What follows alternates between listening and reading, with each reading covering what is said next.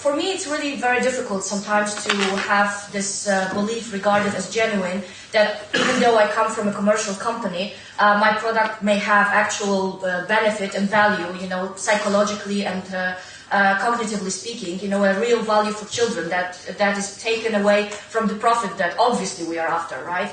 So, but I actually joined the Young Digital Planet for a reason, because there were some products that I desperately wanted for my kids. And because I really wanted them for my kids, I wanted to get them, as quickly as possible. And then it turned out that, unfortunately, they weren't available for individual buyers for a reasonable sum of money. So I decided that I have to join the company to be, so to say, behind the process. And this will be the story about the process of creation and the implications of the existence of the product, which is for early and special needs education for the children from ages 2 to 6 and 5, to 6 and 7, and of course with special needs even to 18 or 19. But before I start, I wanted to share with you an experience that has actually some impact, because the creation of the product is somewhat similar. An experience that I had when I was still teaching, and it was an immersion school, immersion of Spanish, and I used to teach before, but in private courses, so they were very focused, and this time it was a class of 17 kids from 2 to 6, and it was a new year, so I thought, there would be parents watching me, and I was hoping that I would be just an assistant. But then at the beginning of the day, I was basically left alone for the 6 hours, and I was supposed to do stuff in Spanish. So I prepared some songs and some arts and crafts and some projects and stuff like that, but still there were always kids that weren't involved, that weren't interested in this. I was the adult performing, singing new songs that they didn't know, they didn't even understand because they were in Spanish. So fortunately, I have packed something, with me to take. And I'm going to introduce you to her. Soy Carmela, una asistente de profesora Jolanta, encantada de ver a todos vosotros. Vamos a empezar, ¿vale? So she's Carmela, she just introduced herself, and she was at the level of the kids. She was funny, she was enticing, she was engaging, and she wasn't judging the children. She was basically at their level, she was a connecting factor. She took some burden off my shoulders, at least for the children it seemed so. She spoke purely Spanish. So she was, the children tried to engage with her, they tried to talk to her, and so I was trying to help, but I still retained my status of Profesora Jolanta. So the parents were happy, the kids were happy. And basically the very similar idea was behind creation of the eduSensus product, because we wanted to bring to life some connection link, something that would bring the children closer to the level of the teachers, to the level of the professors, so they wouldn't feel judged so much, they wouldn't feel tested.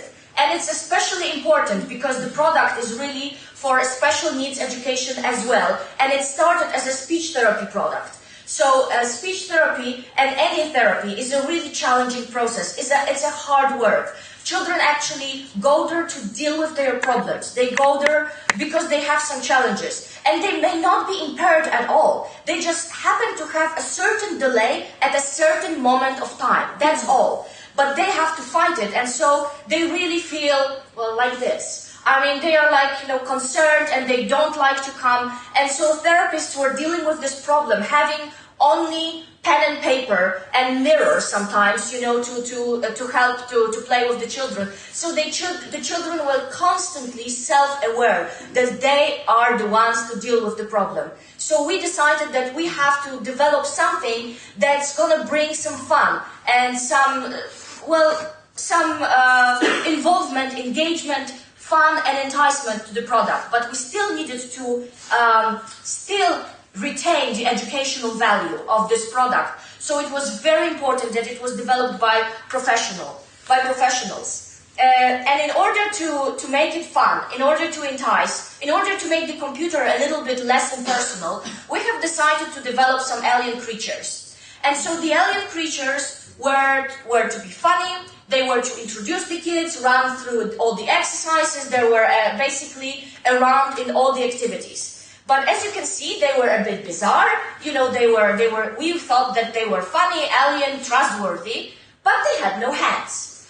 And well, maybe you haven't noticed it, and we haven't noticed it as designers. But as it turned out, the children were very empathic. They are very empathic. And even though we claim to say that children are really actually thinking always through their own eyes, well, maybe that was the case as well, but they were really worried. So they started asking questions. Well, how will this creature play? How will this little creature over there comb its little hair that he has, you know? How will he drink milk? How will he brush his teeth? They were so extremely concerned that we had to redesign the entire project and we had to add heads. So actually, you know, this helped. As you can see, the creature is at every activity and we had to change every single one of them. The similar thing happened with all the other creatures. So we had a lot of animal creatures, but also a lot of person creatures. And they were all basically following the same idea. We thought, well, the designers had this idea, you know, they will be funny and twisted. So they had all these different shapes. Well, as it turned out, we had to redesign it as well, because what the children actually thought that we were making fun of them. They thought that because a lot of them were impaired in some ways, like, for example, the twisted limbs here, they thought that it was making fun of them. So we had to redesign every single thing and put them in a nicer perspective. So here's how sometimes we as adults are putting something on the shoulders of the kids, thinking that we can totally understand them because we are, you know, the grown-ups and they are just little adults, you know, stupid, as we sometimes think, unfortunately. They have their own perspective and we really have to appreciate and respect it. And so we have changed, as you can see, everything all around. Then the next mistake actually that we made, which is this, we had thought that we are going to make the activities really interesting. They would be very colorful, full of stuff, you know, so that even a single picture can engage a child in an activity and it can give a chance for an open discussion about everything. Well, as it turned out, the children were really concentrated, so they couldn't concentrate on this picture. They couldn't actually get to the idea that it is all about the car. It's not about the dog, and it's not about the donkey, and it's not about the castle. We actually wanted them to focus on the car. So we had to redesign that as well. And we had to put, wherever we wanted a simple idea to be conveyed to the children, we had to redesign all the activities and actually clear the background completely. But that doesn't mean that we have actually put all the pictures, because some still, as you can see, the background was cluttered, and only when it was about the particular thing, we just, you know, changed the physiognomy of the characters. Because we decided, what we've seen, you know, interacting with the children, is that when we want them to focus on certain idea, then it is very important that the children actually have a really clear picture, and especially not twisted and not vague, because they need to know. They shouldn't have to ask questions. What is this about? They shouldn't have to ask questions. What do you mean? They should immediately know, okay, that's a car. But then try to, because actually the activities about the car were about onomatopoeias and about sound differentiation. So it wasn't about guessing that it was a car.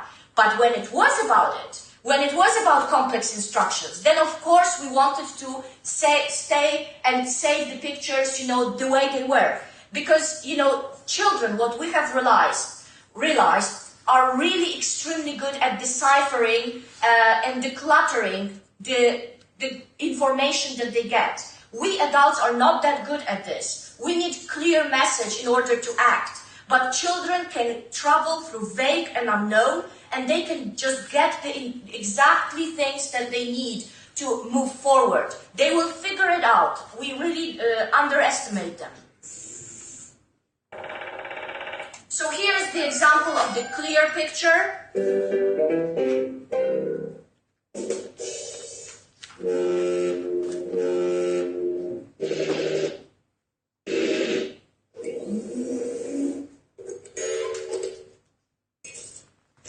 There are all sorts of onomatopoeias here, but it's all on the clear background. And then there's some fun for the kids. Alien creatures that give all sorts of sounds so that the children can associate with them.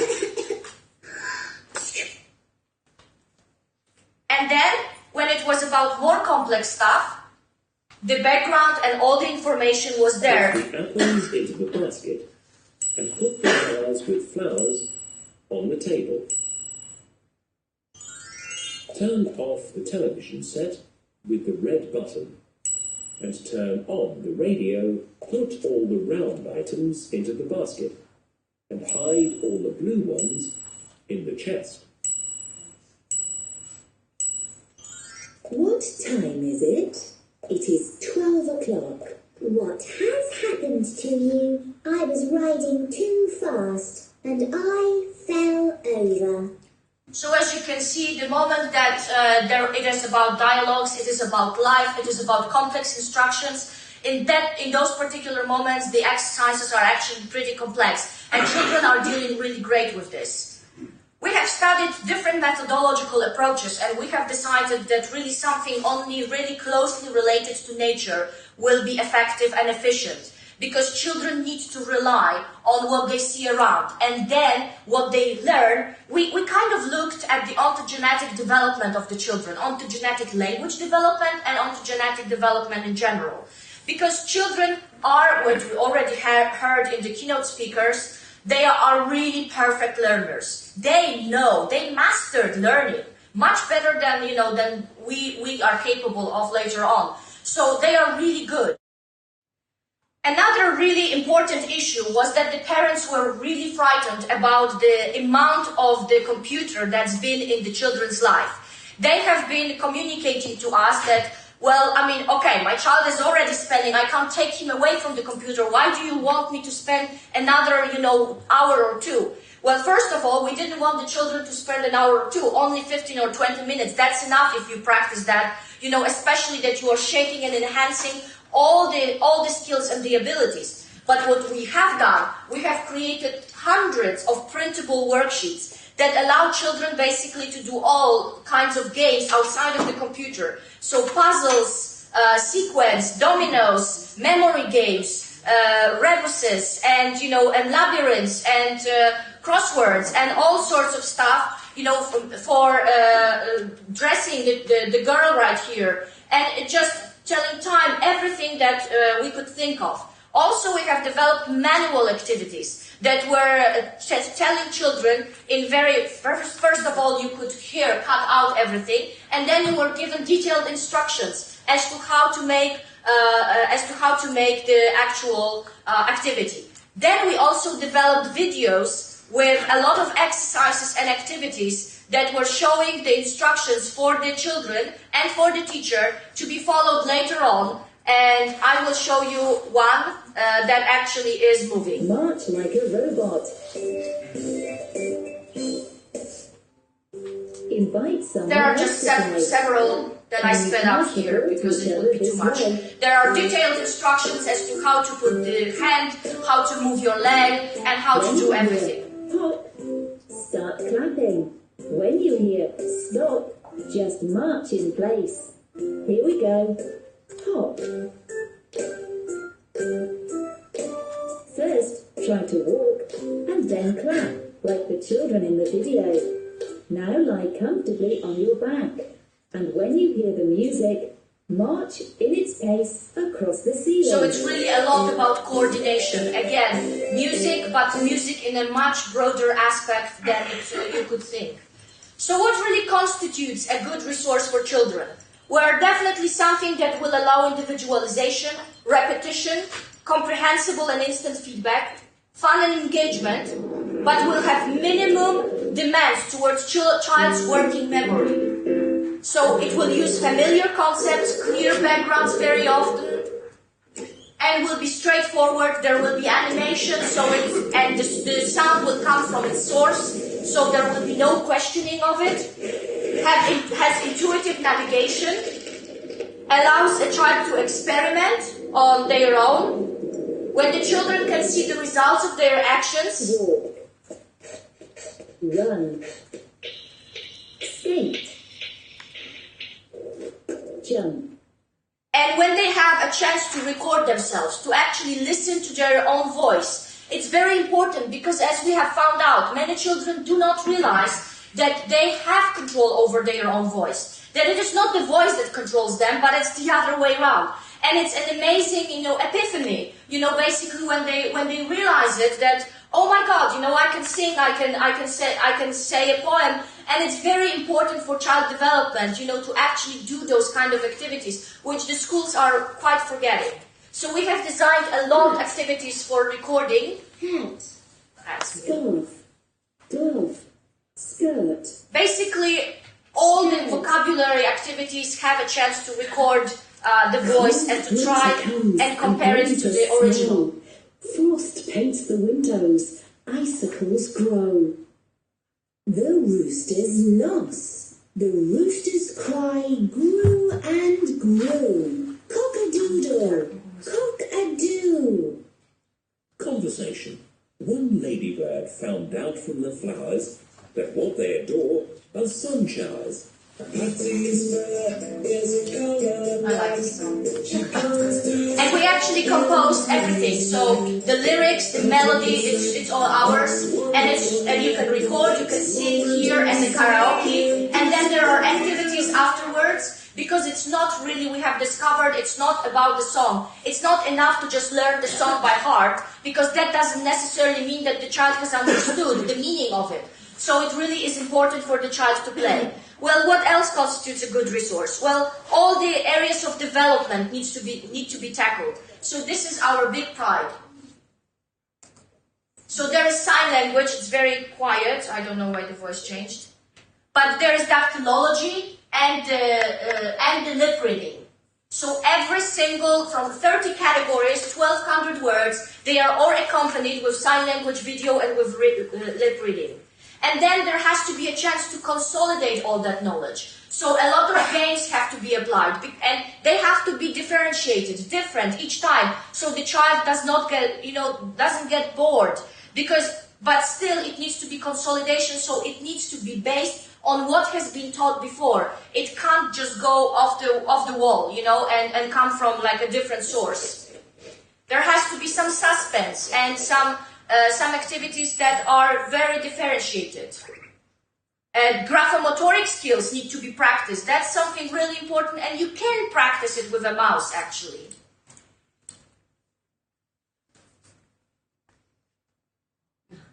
And we always try to give the children ideas, so it's not only about learning particular skill, but maybe at the same time they will have ideas for actually doing something outside of the computer. So as you can see, nature and the needs of the animals and everything. So then, we have to always remember that the therapy and learning process has to be individual, and the teacher, the therapist, cannot be eliminated. I cannot stress it far enough. They cannot be eliminated from the process. They are the power behind this whole thing.